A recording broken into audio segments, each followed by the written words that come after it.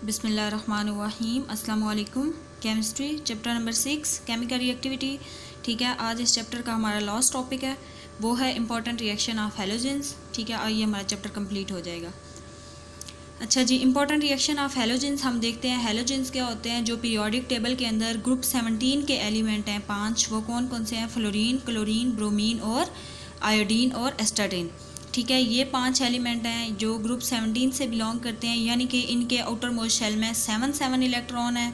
इनके पास अपना octet rule complete करने के लिए एक इलेक्ट्रॉन की डेफिशिएंसी है। ठीक है, ये क्या करेंगे? एक इलेक्ट्रॉन किसी दूसरे एलिमेंट से या एटम से क्या करेंगे? एक्सेप्ट करेंगे और अपने ऊपर नेगेटिव चार्ज ले लेंगे। ठीक है, तो इनको हमने एक फैमिली का नेम दे दिया है। कौन सी फैमिली का? हैलोजेंस का। ठीक है, जैसे हमने जो ग्रुप 1 के सारे अब हैं, ठीक है, एलिमेंट हैं, उनको हमने अल्कली मेटल्स कहा है। ग्रुप 2 के जो एलिमेंट्स हैं उनको अल्कलाइन अर्थ मेटल का कहा है, क्योंकि इन सब के जो ग्रुप 1 के उनके आउटरमोस्ट शेल में एक इलेक्ट्रॉन है। जो ग्रुप 2 के मेंबर्स हैं उनके आउटरमोस्ट शेल में 2 इलेक्ट्रॉन है। इसी तरह ये ग्रुप 17 के मेंबर हैं तो इनके आउटरमोस्ट शेल में 7 इलेक्ट्रॉन है। ठीक है, तो इनकी ये एक मतलब अगर 7 इलेक्ट्रॉन है तो इस ग्रुप के 5 एलिमेंट है तो पाँचों एलिमेंट के पास 7 इलेक्ट्रॉन होंगे। ठीक है, तो ये मतलब एक जो प्रॉपर्टी है ये इन पांचों में पाई जा रही है ना, तो इस वजह से इनको हमने एक फैमिली का नेम दे दिया है। इस फैमिली को क्या कहते हैं? हैलोजेंस। अब इसके हम कुछ रिएक्शन देखते हैं। पहला है जी ऑक्सीडाइजिंग प्रॉपर्टी। हम वो कहता है कि जितने भी हैलोजेंस होते हैं ना, ये ऑक्सीडाइजिंग एजेंट होते हैं। ऑक्सीडाइजिंग एजेंट क्या होते हैं कि ये मतलब किसी भी स्पीशी या एलिमेंट से क्या करते हैं? इलेक्ट्रॉन एक्सेप्ट करते हैं। ठीक है, उसको ऑक्सीडाइज कर देते हैं इलेक्ट्रॉन एक्सेप्ट करने के बाद और ख़ुद को रिड्यूस कर देते हैं। ठीक हो गया, बात की समझ आ गई।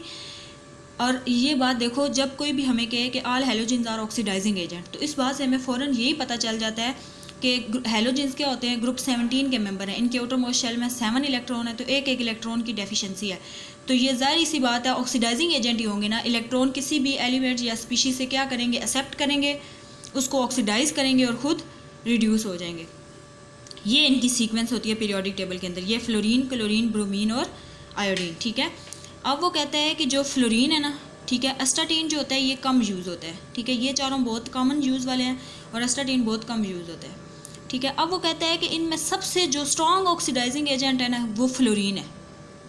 ठीक है, वो क्यों? इसके अगले वाले जो है नेक्स्ट रिएक्शन विद हाइड्रोजन, ठीक है, इसमें इनकी रीज़न बताई गई है कि सबसे पहले वाला क्यों स्ट्रॉन्ग है। इसी तरह फिर नेक्स्ट जो है वो उससे कम है, नेक्स्ट उससे कम और सबसे लास्ट वाला बिल्कुल ही नहीं है।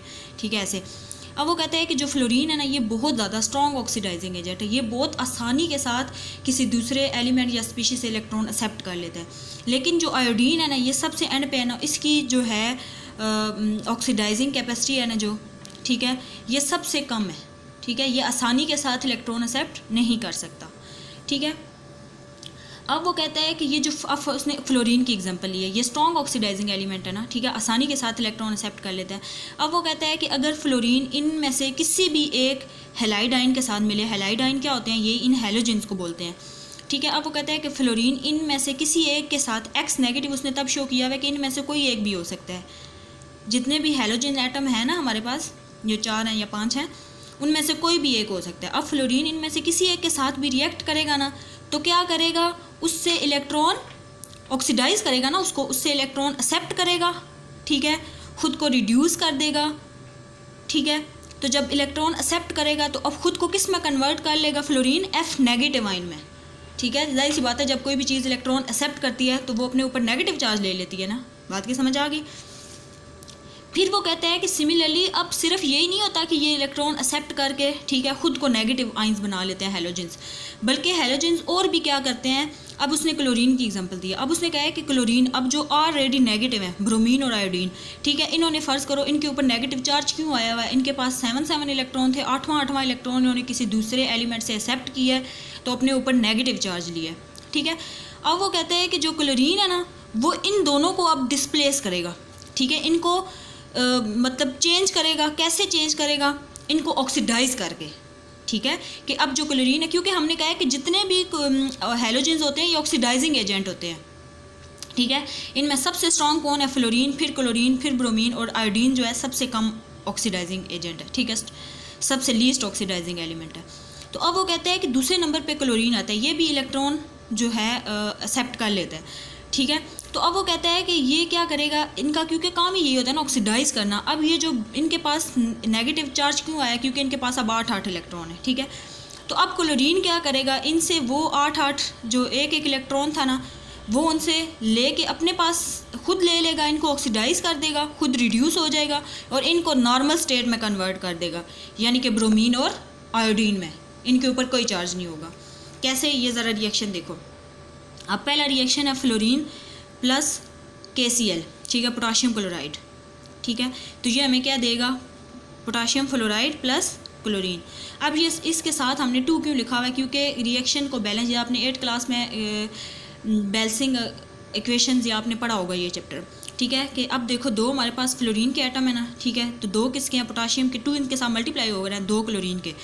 तो देखो जब प्रोडक्ट में, इसका मतलब क्या होता है कि जितना हमारे पास रिएक्टेंट में हम जितने मोल यूज़ करें ना, प्रोडक्ट में भी हमारे पास उतने ही मोल आएँ, ठीक है। अब इधर 2 हमने किधर थे, फ्लोरीन के थे ना, 2 पोटाशियम के, ये देखो इधर 2 पोटाशियम के आ रहे हैं, 2 ही फ्लोरीन के आ रहे हैं, क्लोरीन के भी 2 थे, और इधर भी हमारे पास 2 ही क्लोरीन के एटम ये आ रहे हैं, ठीक है।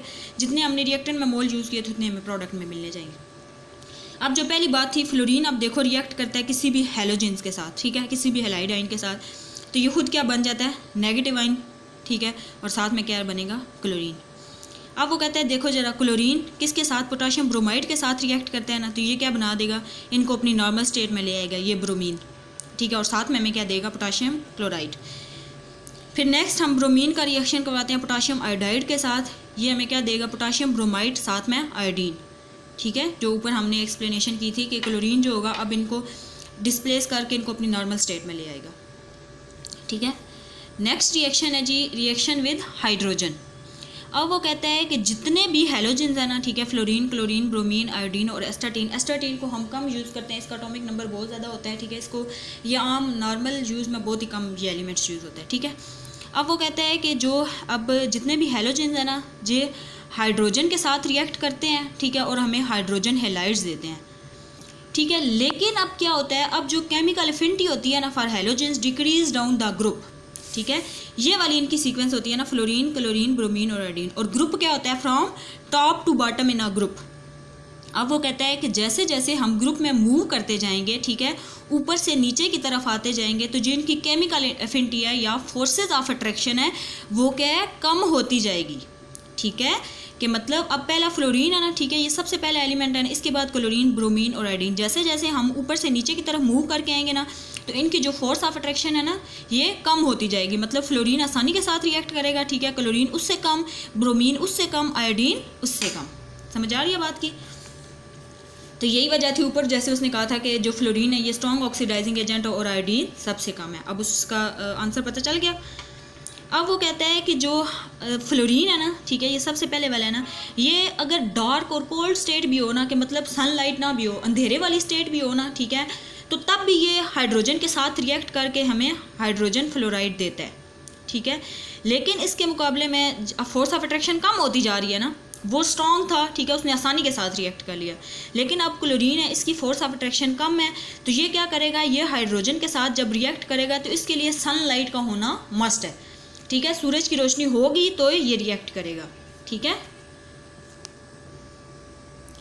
लेकिन नेक्स्ट है जो ब्रोमीन और आयोडीन, ठीक है, अब इनकी फोर्सेस ऑफ अट्रैक्शन पहले दोनों की निस्बत और ज़्यादा कम है।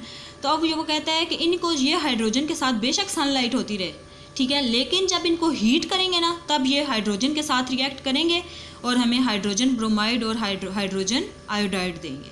ठीक हो गया। नेक्स्ट है जी रिएक्शन विद वाटर, ठीक है। अब वो कहता है कि वही वाली स्टेज जो ऊपर हमने बात की है, रिएक्शन विद हाइड्रोजन, ठीक है, जैसे जैसे हम टॉप टू बॉटम, ठीक है, मतलब from top to bottom in a group में हम मूव करके आएंगे तो उनकी फोर्सेज ऑफ अट्रैक्शन क्या होती जाएगी, कम होती जाएगी। अब वो इसी तरह कहता है कि अब फ्लोरीन जो है ना, ये हाइड्रोजन के साथ रिएक्ट करेगा, चाहे अब डार्क और कोल्ड स्टेट हो, ठीक है, बेशक रात हो ना, तब भी वो हाइड्रोजन वाटर और फ्लोरीन आसानी के साथ रिएक्ट करके हमें हाइड्रोजन फ्लोराइड देंगे और साथ में ऑक्सीजन देंगे। लेकिन जो क्लोरीन है ना, इसके लिए सनलाइट का होना मस्ट है। सनलाइट होगी तो ये वाटर के साथ रिएक्ट करेगा, तो ये हमें क्या देगा, हाइड्रोक्लोरिक एसिड और HOCl हाइपोक्लोरिक एसिड, ठीक है। और जो ब्रोमीन है ये वाटर के साथ तब रिएक्ट करेगा, इसको हीट करेंगे तो ये हमें हाइड्रोजन ब्रोमाइड देगा और हाइपोब्रोमस एसिड देगा, HOBr, और आयोडीन जो है ये लीस्ट ऑक्सीडाइजिंग एजेंट था, और ये आता भी क्या है, जब हम टॉप टू बॉटम मूव करके आएंगे सबसे एंड वाला एलिमेंट है, तो इसकी फोर्सेज ऑफ अट्रैक्शन सबसे कम है। तो वो कहते हैं ये वाटर के साथ रिएक्ट भी करे ना, चाहे सनलाइट भी हो, हीट भी हो, ये कोई रिएक्शन ही नहीं देता। ठीक हो गया। नेक्स्ट वो कहता है रिएक्शन विद मीथेन। ठीक है, हम वो कहते हैं कि सबसे पहले वाला जो होता है ना फ्लोरीन, ये आसानी के साथ मीथेन के साथ रिएक्ट कर जाता है। ठीक है, जो क्लोरीन है ये किसी हद तक रिएक्ट करता है, किसी हद तक कैसे वो मैं बताती हूँ। और जो ब्रोमीन और आयोडीन है वो रिएक्ट करते ही नहीं है मीथेन के साथ। ठीक है, अब वो कहते हैं कि जो क्लोरीन के साथ, क्लोरीन जो है मीथेन के साथ रिएक्ट करेगा डार्क में, तो ये बिल्कुल रिएक्ट नहीं करता।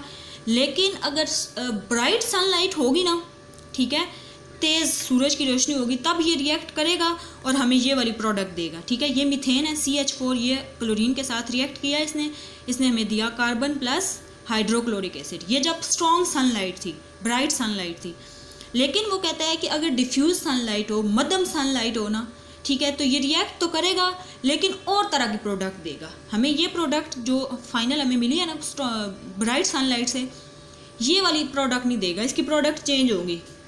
मिथाइल क्लोराइड दे देगा, ठीक है, कार्बन टेट्राक्लोराइड दे देगा, इस तरह की और प्रोडक्ट्स दे देगा।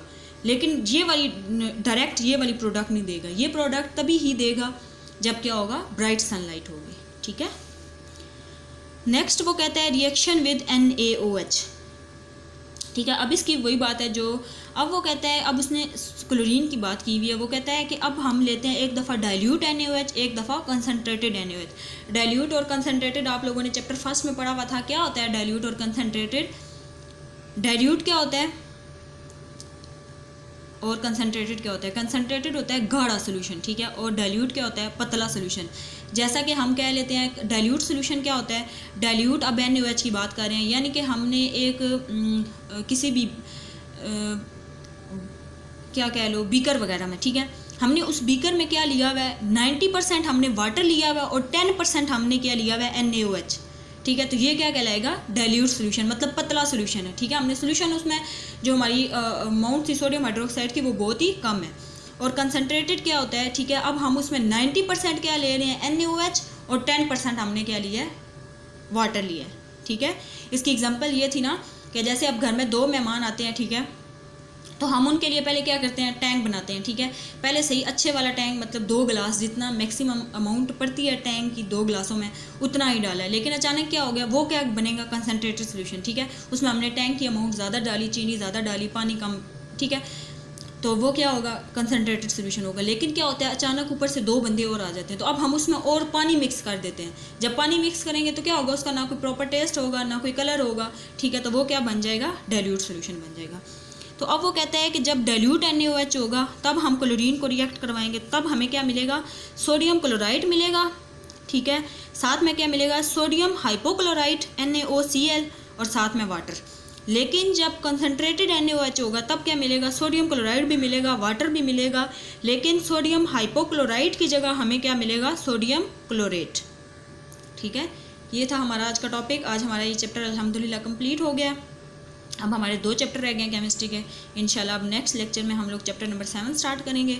ठीक है, तो ये रिएक्शन बहुत इंपॉर्टेंट है, आप लोग इन रिएक्शंस को बार बार अपनी कॉपी पे करो। ठीक है, प्रैक्टिस करो इनकी।